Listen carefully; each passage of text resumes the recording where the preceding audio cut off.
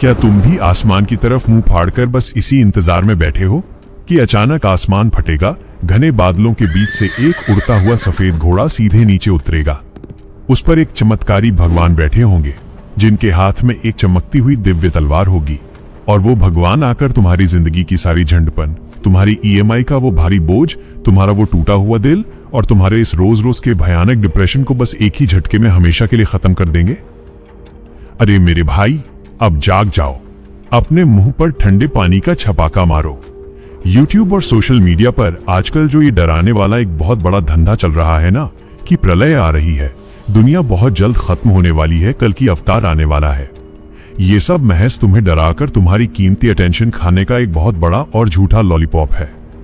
आज मैं तुम्हारे दिमाग के वो सारे बंद पुर्जे खोलने वाला हूं जो सदियों से बिल्कुल जंग खाए पड़े हैं।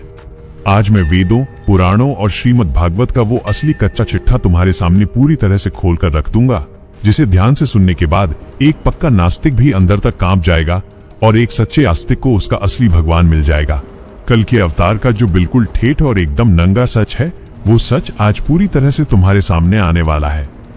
सबसे पहले तो तुम इस टाइमलाइन का पूरा गणित अच्छे से समझ लो। तुम शायद ये सोच रहे हो कि अब 2026 आ गया है, कलयुग अपने बिल्कुल चरम पर पहुंच चुका है, दुनिया में पाप बहुत ज्यादा बढ़ गया है, तो बस भगवान अब अपना बैग पैक करके सीधे निकलने ही वाले हैं। श्रीमद् भागवत महापुराण के 12वें स्कंध में बहुत ही साफ साफ शब्दों में बिल्कुल डंके की चोट पर यह लिखा है कि यह कलियुग पूरे 4,32,000 साल लंबा है, और अभी महाभारत के उस भयंकर युद्ध के बाद से लेकर आज तक मुश्किल से केवल 5,000 साल ही बीते हैं। अरे मेरे भाई, ये कलियुग तो अभी अपना दूध पी रहा है, ये तो अभी बस घुटनों के बल चलना ही शुरू हुआ है। प्रलय तो अभी बहुत बहुत दूर की कौड़ी है। अगर तुम अभी भी इसी झूठी आस में बैठे हो कि कोई भौतिक शरीर वाला इंसान कल की बनकर आएगा और तुम्हारा सारा काम कर देगा, तो यकीन मानो तुम इंतजार करते करते इसी दुनिया की कीचड़ में, इसी भयानक डिप्रेशन में घुट घुट कर मर जाओगे और कोई भी तुम्हें यहां बचाने नहीं आएगा। तो क्या कल की अवतार की ये सारी बात बिल्कुल झूठी है? क्या हमारे महान ऋषियों ने, वेद व्यास जी ने पुराणों में सरासर झूठ लिख दिया है? बिल्कुल नहीं। उनका लिखा हुआ एक भी अक्षर कभी भी झूठ नहीं हो सकता। लेकिन अगर कल की बाहर उस आसमान से नीचे नहीं आ रहा है, तो फिर वो कहां है? वो आखिर कब आएगा? अब अपनी सांसों को थोड़ी देर के लिए थाम लो, क्योंकि अगले 2 मिनट में मैं तुम्हें वो गहरा रहस्य बताने जा रहा हूं, जिससे तुम्हें यह पता चलेगा कि असल में वो अवतार इस धरती पर जन्म ले चुका है। पर वो कहां है? ध्यान से सुनो।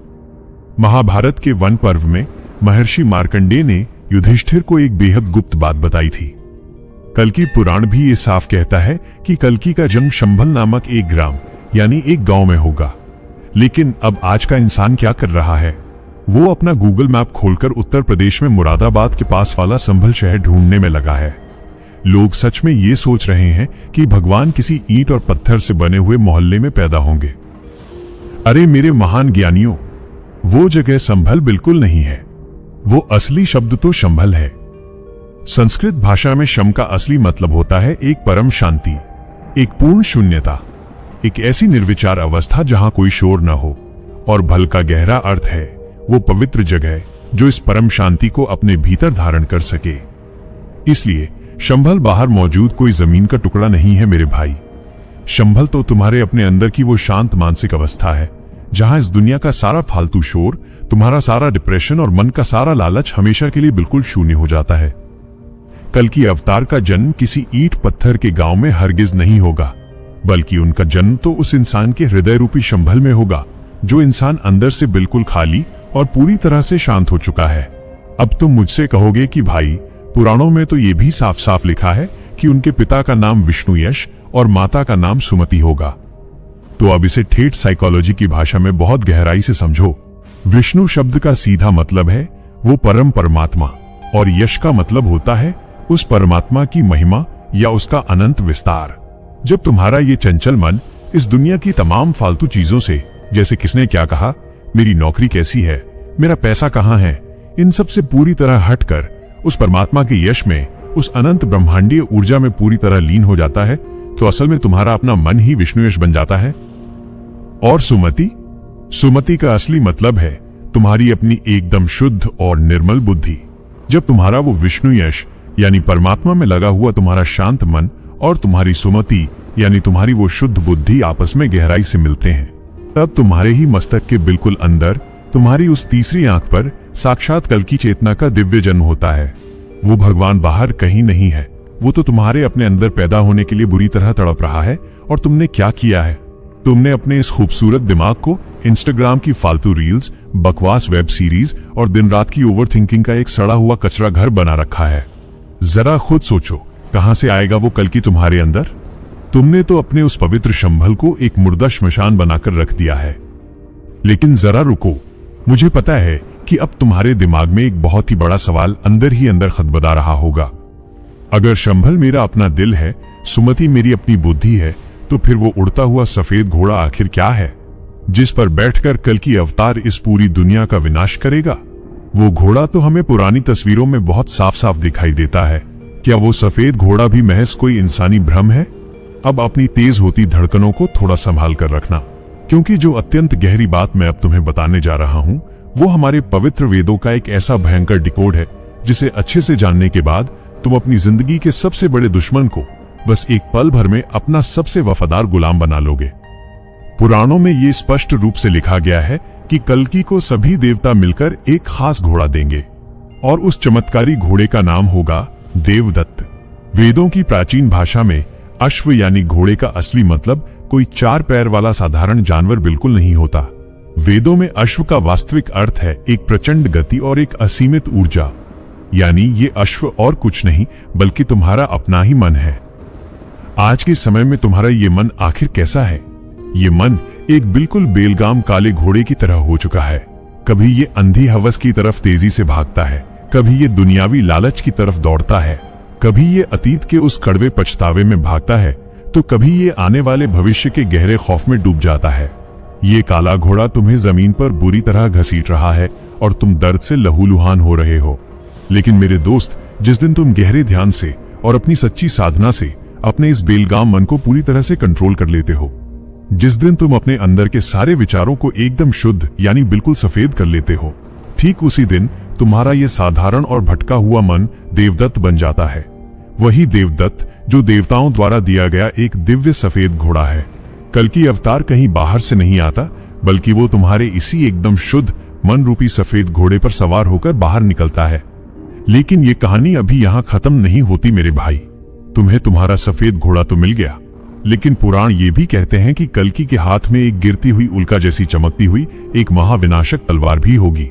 आखिर वो महाविनाशक तलवार क्या है?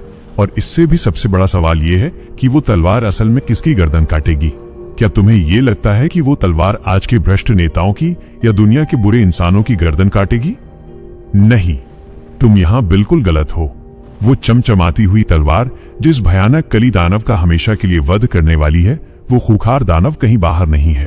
वो दानव इस वक्त ठीक इसी सेकंड तुम्हारे अपने ही शरीर के अंदर गहराई में बैठा हुआ है और वो धीरे धीरे तुम्हारी सांसें चूस रहा है। आखिर वो भयानक कली दानव कौन है? और तुम्हारे भीतर छिपी हुई वो महातलवार बाहर कैसे निकलेगी?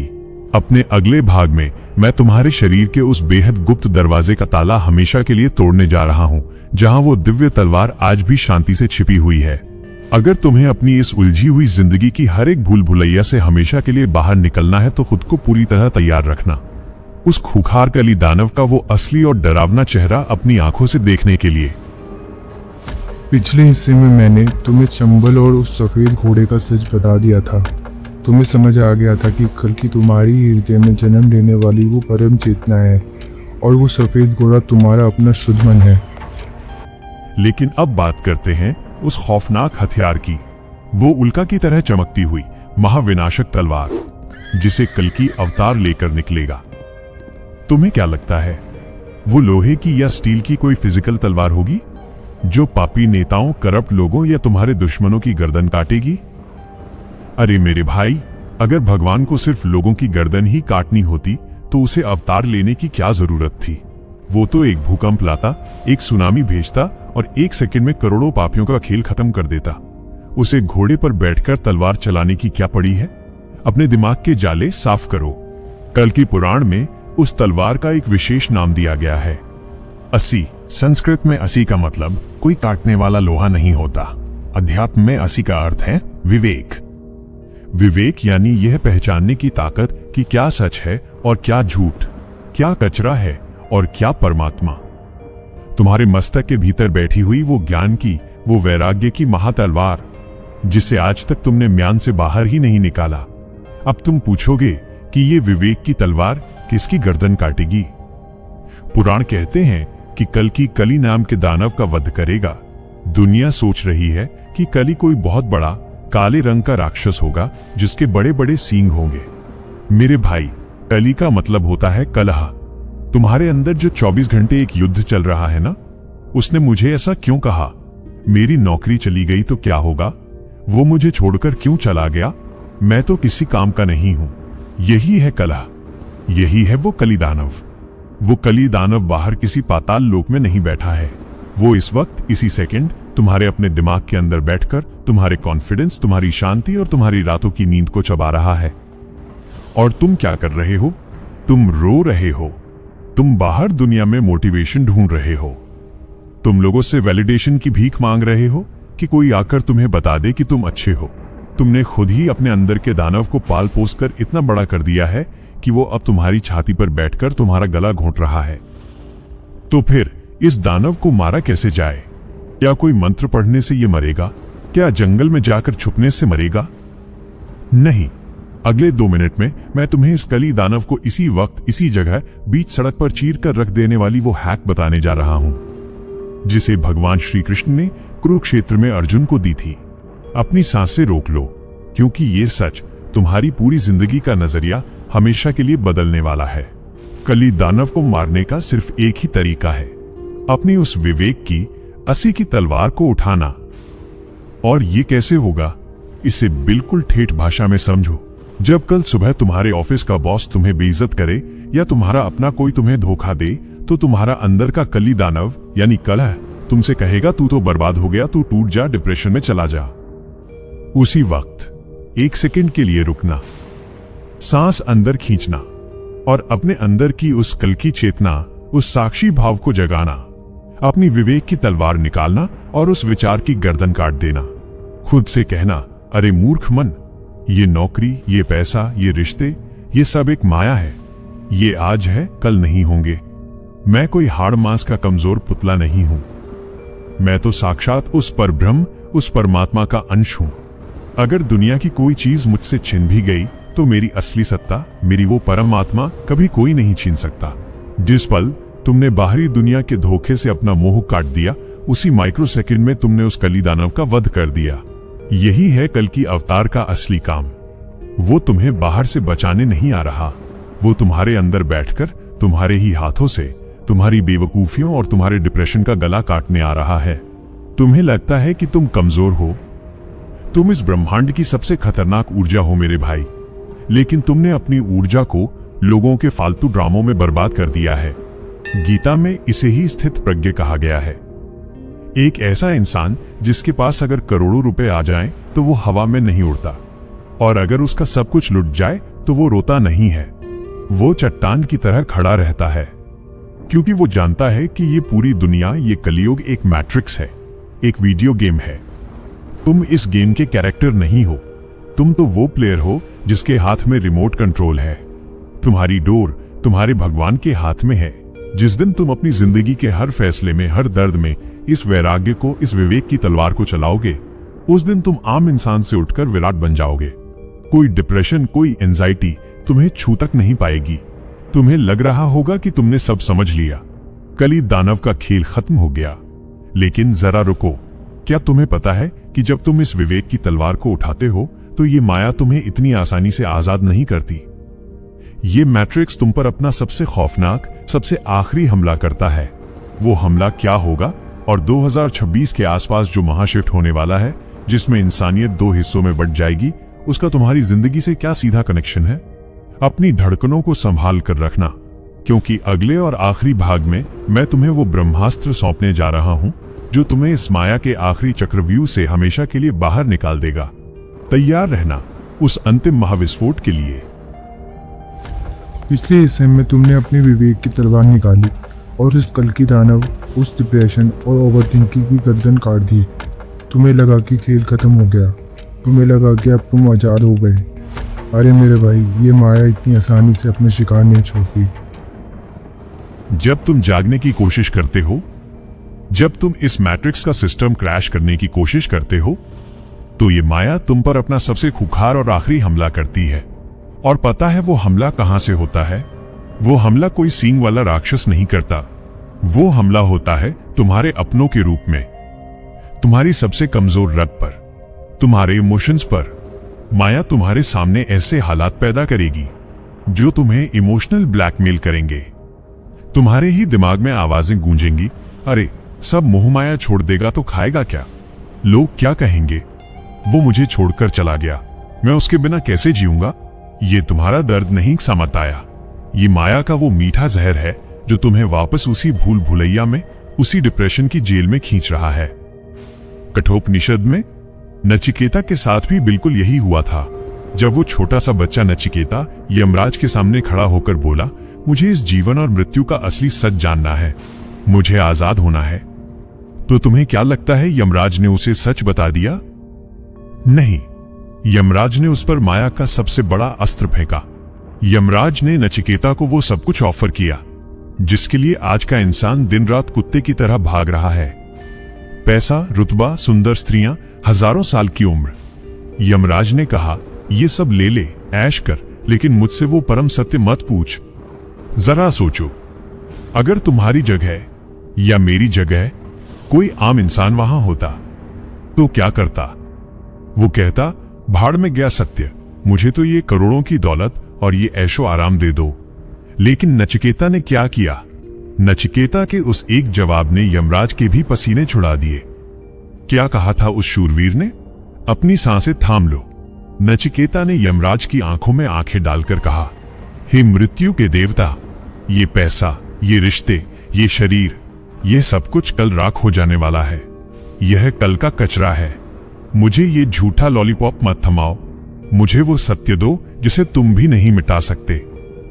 मेरे भाई, यही वो चेतना है जिसे तुम्हें आज अपने अंदर जगाना है। माया तुम्हें लालच देगी, देख वो इंसान कितना सफल हो गया, देख उसकी गाड़ी कितनी बड़ी है, देख उसकी इंस्टाग्राम स्टोरी कितनी मस्त है, और तू कहां पीछे रह गया। तुम्हें डराया जाएगा, तुम्हें ये एहसास दिलाया जाएगा कि तुम रेस में पीछे छूट गए हो, लेकिन तुम्हें उस नचिकेता की तरह उस माया की आंखों में देखकर मुस्कुराना है। तुम्हें कहना है, ये सब एक इल्यूजन है, मैं इस झूठी रेस में दौड़ने के लिए पैदा ही नहीं हुआ। मेरी मंजिल कोई बैंक बैलेंस या किसी की झूठी वाहवाही नहीं है। मेरी मंजिल तो वो परम शांति है जो इस पूरे ब्रह्मांड को चला रही है। और अब वो समय आ गया है। ये 2026 के आसपास का जो वक्त चल रहा है, इसे कोई आम साल समझने की भूल मत करना। ये दुनिया एक बहुत बड़े शिफ्ट से गुजर रही है। ये कोई प्रलय नहीं है जहां जमीन फट जाएगी। ये चेतना की प्रलय है। दुनिया दो हिस्सों में बंट रही है। एक तरफ वो 99% लोग होंगे जो इस डिजिटल मैट्रिक्स में, एआई की दुनिया में, डिप्रेशन में, कर्जे में और दिखावे की भूख में घुट घुट कर, तड़प तड़प कर पागल हो जाएंगे। उनका दिमाग उनका सबसे बड़ा दुश्मन बन जाएगा। और दूसरी तरफ वो 1% लोग होंगे जो इस कीचड़ के बीच खड़े होकर भी कमल के फूल की तरह खिलेंगे, जो स्थित प्रज्ञ होंगे, जो हर परिस्थिति में अजेय होंगे, जिनके मस्तक पर वो कल की चेतना जाग चुकी होगी। प्रकृति और यह ब्रह्मांड अब छंटनी कर रहा है। अब फैसला तुम्हें करना है कि तुम्हें किस तरफ जाना है। तुम्हें लगेगा कि भाई मैं तो बदलना चाहता हूं, लेकिन इस दुनिया का जो जहर है, जो लोगों के ताने हैं, वो मुझे जीने नहीं देते। मैं क्या करूं? जरा रुको। तुम भूल गए कि तुम किस संस्कृति के वारिस हो। तुम शिव के अंश हो। जब दुनिया जहर उगलती है तो एक असली साधक क्या करता है? अगले 2 मिनट में मैं शिव पुराण का वो अस्त्र तुम्हें देने जा रहा हूं, जिसे लगाने के बाद इस दुनिया का कोई भी जहर, कोई भी ताना तुम्हारी ताकत बन जाएगा। याद है समुद्र मंथन? जब अमृत निकलने से पहले भयंकर हलाहल जहर निकला था, देवता और असुर सब अपनी जान बचाकर भागने लगे थे। आज तुम्हारी जिंदगी भी वही समुद्र मंथन है। जब तुम कुछ बड़ा करने निकलते हो, जब तुम इस मैट्रिक्स से आजाद होने की कोशिश करते हो, तो सबसे पहले ये समाज, तुम्हारे आसपास के लोग तुम पर जहर उगलते हैं, तुम्हें ताने मारते हैं, तुम्हें नीचा दिखाते हैं। आम इंसान क्या करता है, वो उस जहर को या तो तुरंत उगल देता है गुस्सा करके, लड़कर, या फिर उस जहर को अपने दिल में उतार लेता है और डिप्रेशन में मर जाता है। लेकिन तुम्हें भगवान शिव बनना है, तुम्हें नीलकंठ बनना है। जब लोग तुम्हें बेइज्जत करें, जब हालात तुम्हें तोड़ने की कोशिश करें, तो उस जहर को सुनो, लेकिन उसे अपने गले तक रोक लो। उसे अपनी आत्मा तक मत पहुंचने दो। रिएक्ट मत करो, जवाब मत दो, खामोश हो जाओ। तुम्हारी खामोशी, तुम्हारे गले में रुका हुआ वो जहर एक ऐसी भयंकर ऊर्जा में बदल जाएगा जो तुम्हारे सारे लक्ष्यों को चीरते हुए तुम्हें उस शिखर पर ले जाकर बिठा देगा जहां तक पहुंचने की तुम्हारी औकात भी नहीं थी। तुम्हें दर्द इसलिए नहीं हो रहा क्योंकि तुम कमजोर हो, तुम्हें दर्द इसलिए हो रहा है क्योंकि तुम एक शेर हो जिसने खुद को भेड़ों की भीड़ में छिपा रखा है। तुम अपनी असली ताकत भूल चुके हो। जिस दिन तुम लोगों से उम्मीद करना छोड़ दोगे, जिस दिन तुम अपने सुख और दुख की चाबी दूसरों के हाथ से छीनकर सीधे उस परब्रह्म के चरणों में रख दोगे, उस दिन तुम इस दुनिया के सबसे आजाद इंसान बन जाओगे। फिर कोई नौकरी जाए, कोई छोड़कर जाए, कोई ताना मारे, तुम्हें रत्ती भर भी फर्क नहीं पड़ेगा। तुम मुस्कुराओगे और कहोगे, ये सब तो खेल है और मैं इस खेल का वो खिलाड़ी हूं जिसे कोई हरा ही नहीं सकता, क्योंकि मैंने हार और जीत दोनों को ही भगवान को सौंप दिया है। तुम्हें लग रहा होगा कि तुमने अपने दिमाग का वो परम शिखर पा लिया है। तुम्हें लग रहा होगा कि तुम पूरी तरह से नीलकंठ बन गए। लेकिन मेरी एक बात गांठ बांध लेना, आज तुम सुन रहे हो, तुम्हें अच्छा लग रहा है, लेकिन तुम्हारे दिमाग का जो सबकॉन्शियस हिस्सा है वो इतनी आसानी से हार नहीं मानता। वो तुम्हें कल सुबह फिर से पुरानी आदतों में घसीट लेगा। इस ब्रह्मांडीय ज्ञान को, इस स्थित प्रज्ञा अवस्था को अपने शरीर की एक एक कोशिका में कैसे उतारें, कैसे अपनी आंखों पर पड़ी इस माया की पट्टी को हमेशा के लिए जलाकर भस्म कर दें। और वो कौन सा ब्रह्मास्त्र है जो तुम्हें 24 घंटे इस दुनिया की भीड़ में रहकर भी एक हिमालय के योगी जैसी शांति दे सकता है। अपनी धड़कनों को संभाल कर रखना, क्योंकि चौथे भाग में मैं तुम्हें वो गुप्त कोड देने जा रहा हूं जो तुम्हारे अस्तित्व को इंसान से उठाकर साक्षात भगवान के साथ जोड़ देगा। तैयार रहना उस महाजागरण के लिए। पिछले हिस्से में मैंने तुम्हें बताया था कि तुम शिव के अंश हो, तुम नीलकंठ हो। ये सुनकर तुम्हारे रोंगटे खड़े हो गए होंगे, तुम्हारे अंदर एक भयंकर आग जल उठी होगी। तुम्हें लगा होगा कि अब तो मैं दुनिया फाड़ दूंगा। लेकिन सच्चाई कड़वी होती है मेरे भाई। ये मोटिवेशन, ये आग एक डोपामाइन का नशा है। कल सुबह जब तुम सोकर उठोगे, जब तुम्हारे फोन पर तुम्हारे बॉस का मैसेज आएगा या तुम्हें वो पुरानी बातें याद आएंगी, तो ये सारी आग, सारा ज्ञान एक सेकंड में धुंधला हो जाएगा। तुम्हारे दिमाग का वो सबकॉन्शियस हिस्सा, वो पुराना पैटर्न तुम्हें फिर से उसी डिप्रेशन की भूल भुलैया में घसीट लेगा। क्यों? क्योंकि तुम एक बहुत बड़ी गलती कर रहे हो। तुम अपने ही दिमाग से लड़ रहे हो। और अध्यात्म का सबसे खौफनाक सच ये है कि तुम जिस चीज से लड़ते हो वो चीज उतनी ही बड़ी और ताकतवर हो जाती है। इसे अष्टावक्र गीता के एक बहुत ही गहरे और हिला देने वाले प्रसंग से समझो। एक बार राजा जनक अपने महल में सो रहे थे। उन्हें एक सपना आया। सपने में उन्होंने देखा कि उनका सारा राजपाट छिन गया है। वो भिखारी बन गए हैं और भूख से तड़पते हुए दर्द की ठोकरें खा रहे हैं। सपने में वो दर्द, वो भूख इतनी असली थी कि राजा जनक रोने लगे। तभी उनकी आंख खुल गई। उन्होंने देखा कि वो तो मखमल के बिस्तर पर हैं और चारों तरफ पहरेदार खड़े हैं। लेकिन राजा जनक शांत नहीं हुए, वो सदमे में चले गए। उन्होंने महर्षि अष्टावक्र से एक ऐसा सवाल पूछा जिसने पूरे वेदों का निचोड़ निकाल कर रख दिया। राजा जनक ने पूछा, हे गुरुदेव, मुझे ये बताइए कि सच क्या है? वो भिखारी जो मैं सपने में था, या ये राजा जो मैं अभी जागकर हूं? दोनों ही मुझे बिल्कुल असली लगे। जरा सोचो, अगर तुमसे कोई ये सवाल पूछे तो तुम क्या कहोगे? तुम कहोगे, अरे जागकर जो राजा हो वही सच है। लेकिन महर्षि अष्टावक्र ने राजा जनक को जो जवाब दिया, उसने राजा के दिमाग के चीथड़े उड़ा दिए। अष्टावक्र ने कहा, राजन, ना तो वो भिखारी सच था और ना ही ये राजा सच है। तो फिर सच क्या है? और इसका तुम्हारी आज की इस घुटन भरी जिंदगी से, तुम्हारे डिप्रेशन से क्या लेना देना है? अपनी सांसें थाम लो, क्योंकि अगले 2 मिनट में मैं तुम्हारी जिंदगी के सारे दुखों को एक झटके में शून्य करने जा रहा हूं। अष्टावक्र ने कहा, राजन, जब तुम भिखारी थे तब ये राजा नहीं था, और जब तुम राजा हो तब वो भिखारी नहीं है। जो चीज बदल जाए वो सच कैसे हो सकती है?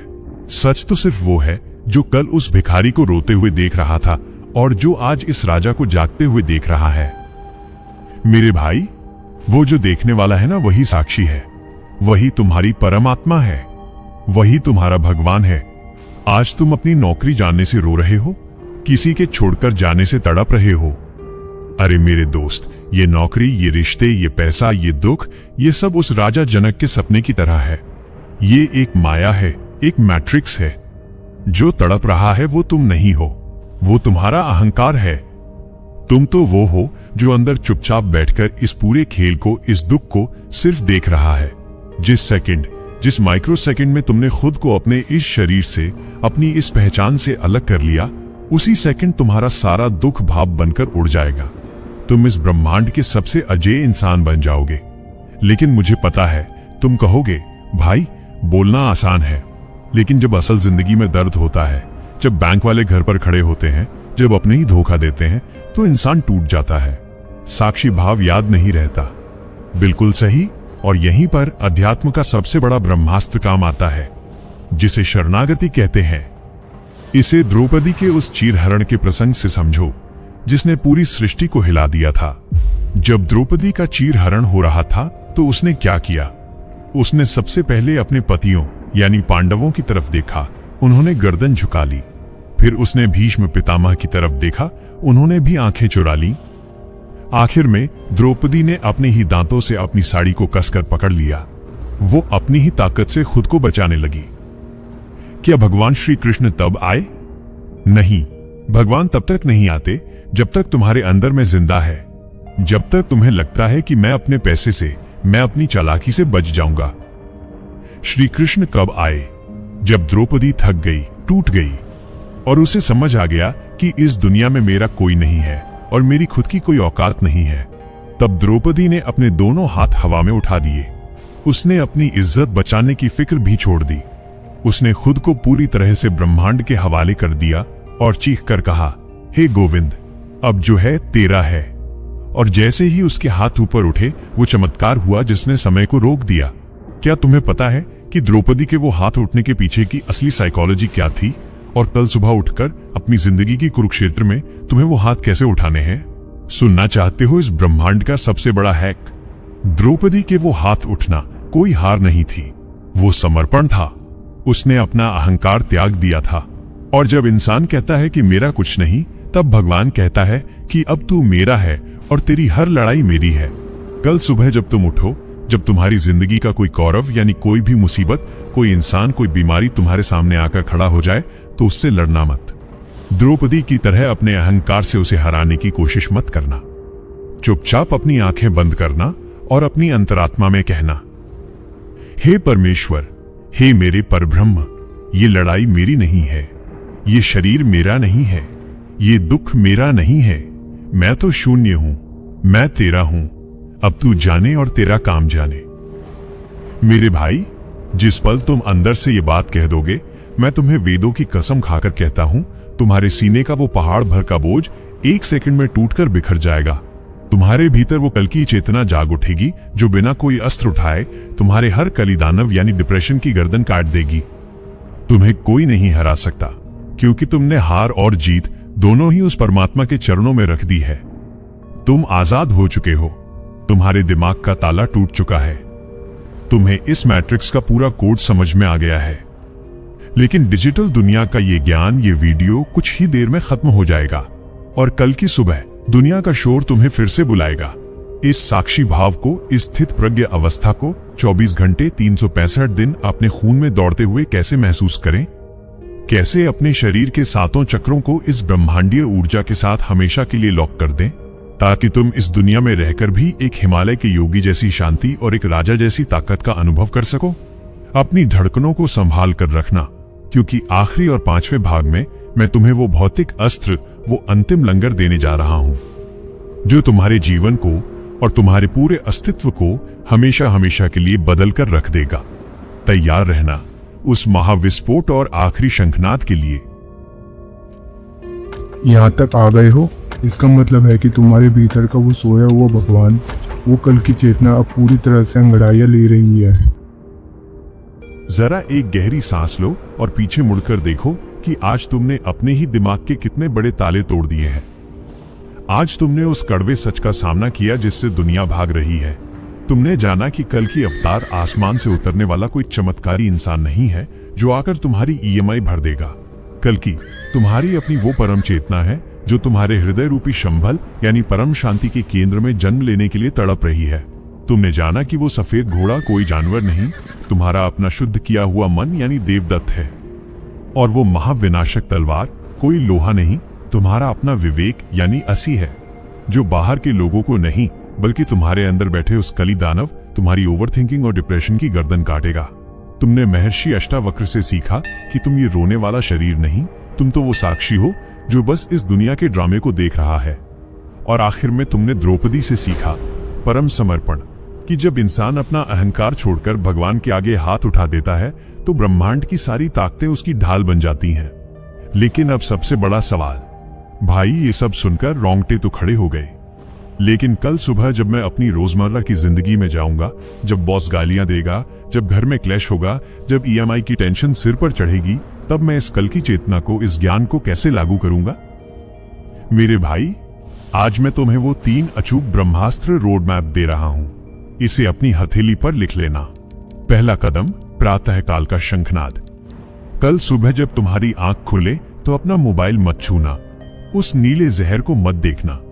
बिस्तर पर बैठे बैठे अपने दोनों हाथ अपने सीने पर रखना और खुद से कहना, मैं कोई कमजोर इंसान नहीं हूं, मैं परब्रह्म का अंश हूं। आज का यह दिन मेरी जिंदगी का कुरुक्षेत्र है। जो भी होगा मैं उसे साक्षी भाव से देखूंगा। मेरी हार भगवान की हार है और मेरी जीत भगवान की जीत है। ये एक विचार तुम्हारे पूरे दिन के चारों तरफ एक ऐसा अभेद्य कवच बना देगा जिसे दुनिया की कोई नेगेटिविटी नहीं तोड़ पाएगी। दूसरा कदम, विवेक का प्रहार, 5 सेकंड का मौन। दिन के बीच में जब भी कोई तुम्हें ताना मारे, जब भी तुम्हारा अपना दिमाग तुम्हें पुरानी बातें याद दिलाकर रुलाने की कोशिश करे, तो रिएक्ट मत करना, तुरंत पलटकर जवाब मत देना। सिर्फ 5 सेकंड के लिए बिल्कुल खामोश हो जाना, एक गहरी सांस लेना और अपने मस्तक से वो विवेक की तलवार निकालना और मन में कहना, ये तली दानव मुझे डरा रहा है, यह माया है, यह सच नहीं है। तुम्हारी वो 5 सेकंड की खामोशी उस दानव की गर्दन धड़ से अलग कर देगी। तीसरा कदम, द्रौपदी का महासमर्पण। रात को जब तुम वापस बिस्तर पर आओ तो अपने पूरे दिन का कचरा, अपनी सारी टेंशन अपने साथ लेकर मत सोना। बिस्तर पर लेटना, अपने दोनों हाथ आसमान की तरफ हवा में उठाना और द्रौपदी की तरह कह देना, हे मेरे ईश्वर, आज जो भी अच्छा हुआ वो तेरा, जो भी बुरा हुआ वो तेरा। मैं खाली हाथ आया था, मैं बिल्कुल शून्य हूं। अब मैं इस शरीर को, इस दिमाग को तेरे हवाले करता हूं। और फिर हाथ नीचे रखकर ऐसे सो जाना जैसे तुम इस दुनिया के सबसे आजाद इंसान हो। सुनकर बहुत सुकून मिला ना? लगा जैसे सीने से कोई बहुत भारी पहाड़ उतर गया हो। लेकिन मुझे पता है कि इंसानी दिमाग कितनी जल्दी चीजों को भूल जाता है। जय श्री कृष्ण दोस्तों, आज मेरे पास आप सभी के लिए 2 बहुत बड़ी खुशखबरी है। पहली बात, हमारी जो 108 दिन की साधना वाली पीडीएफ थी, जिसे हमने 49 रुपए में रखा था, आपने उसे इतना प्यार दिया कि आज मैं उसे आप सभी के लिए 100% मुफ्त फ्री कर रहा हूं। यह पीडीएफ अब सबके लिए अनिवार्य, कंपल्सरी है। आप अभी इसे डिस्क्रिप्शन से डाउनलोड करें। लेकिन दोस्तों, सच्ची बात यह है कि साधना मोबाइल स्क्रीन से नहीं होती। जब तक आप हाथ से नहीं लिखेंगे, बदलाव नहीं आएगा। इसलिए आप उस मुफ्त पीडीएफ का अपने घर पर या दुकान से प्रिंट आउट निकाल लें और रोज हाथ से लिखकर अपनी साधना करें। अब आते हैं दूसरी खुशखबरी पर। आप में से बहुत से भाई प्रिंटिंग के झंझट से बचना चाहते थे। आपका काम आसान करने के लिए पिछले कुछ दिनों से हम लगातार मेहनत कर रहे थे। दिल्ली में कई पब्लिशर्स और डीलर्स के पास जाकर लंबी बातचीत के बाद फाइनली हमने इस बुक को पब्लिश करवा लिया है। मैं आपको पूरी ट्रांसपेरेंसी के साथ बता दूं, इसमें हमारा कोई भी मुनाफा प्रॉफिट नहीं है। ये 100% कॉस्ट टू कॉस्ट है। हमने डीलर से लड़कर इसे सबसे सस्ते दाम पर तैयार करवाया है ताकि हर साधक तक ये पहुंच सके। पेपरबैक मात्र 369 रुपए, प्रीमियम हार्ड कवर मात्र 444 रुपए। ये बिल्कुल प्रीमियम फील वाली बुक होगी और इसमें डिलीवरी का कोई एक्स्ट्रा चार्ज नहीं है। पूरा प्रोसेस क्या होगा, जैसे ही आप ऑर्डर करेंगे 2 दिन के अंदर सीधे आपके व्हाट्सएप पर ट्रैकिंग डिटेल आ जाएगी और 7 से 10 दिन में ये बुक आपके घर पहुंच जाएगी। और एक आखिरी सरप्राइज, जो भी भाई ये बुक मंगाएंगे उन्हें बुक के अंदर एक स्पेशल कोड मिलेगा। उस कोड से आपको 21 दिन के जादुई वॉलपेपर और महाराज जी के 108 दिव्य वचन बिल्कुल फ्री बोनस के रूप में मिल जाएंगे। दोस्तों, ये सब हमने सिर्फ इस कम्युनिटी को बड़ा करने और आपके पर्सनल डेवलपमेंट के लिए किया है। आप फ्री PDF से प्रिंट निकाल कर करें या ये कॉस्ट टू कॉस्ट बुक मंगाएं, चुनाव आपका है। बस अपनी साधना आज ही शुरू करें। सारी डिटेल्स डिस्क्रिप्शन में है। और सुनो, तुम अकेले नहीं हो। हम यहाँ 50 लाख जागृत साधकों की एक ऐसी अजेय सेना खड़ी कर रहे हैं जो इस कलयुग के सीने पर चढ़कर राज करेगी। अगर तुम्हारे खून में आज वो कल की चेतना दौड़ी है तो अभी के अभी इस अंतर्दृष्टि परिवार से जुड़ जाओ। इस चैनल को सब्सक्राइब करो। इस महाज्ञान को शेयर करके इस ब्रह्मांड में अपने कर्मों की हाजिरी लगाओ।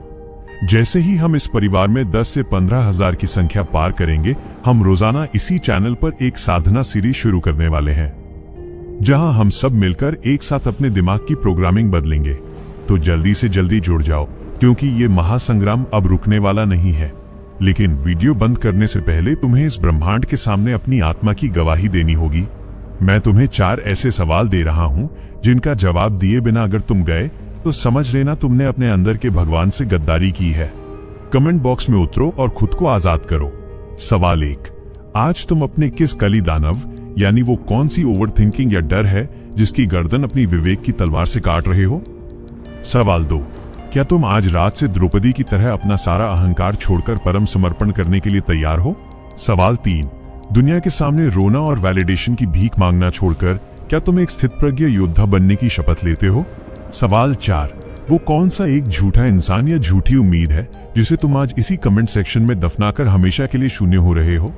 कमेंट में अपना सच उगलो और लिखो, मैं अजय हूं, मेरी डोर परमात्मा के हाथ में है। जाने से पहले एक बहुत बड़ा खौफनाक सवाल तुम्हारे दिमाग में छोड़कर जा रहा हूं।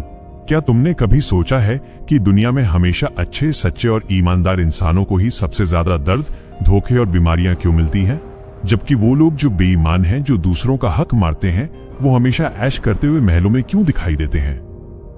क्या भगवान अंधा है? क्या कर्मों का सिद्धांत झूठा है? या फिर कर्म के विज्ञान का कोई ऐसा खौफनाक सच है जो सदियों से तुमसे छुपाया गया है? अगले वीडियो में मैं कर्म और पिछले जन्मों की भूल भुलैया का वो नंगा सच खोलने वाला हूं, जिसे सुनकर तुम्हारे पैरों तले जमीन खिसक जाएगी। तुम समझ जाओगे कि तुम्हारे साथ जो बुरा हो रहा है वो सजा नहीं, कुछ और ही है। तैयार रहना उस महारहस्य के लिए। मैं तुम्हारा इंतजार करूंगा कमेंट सेक्शन में और अगली भूल भुलैया में।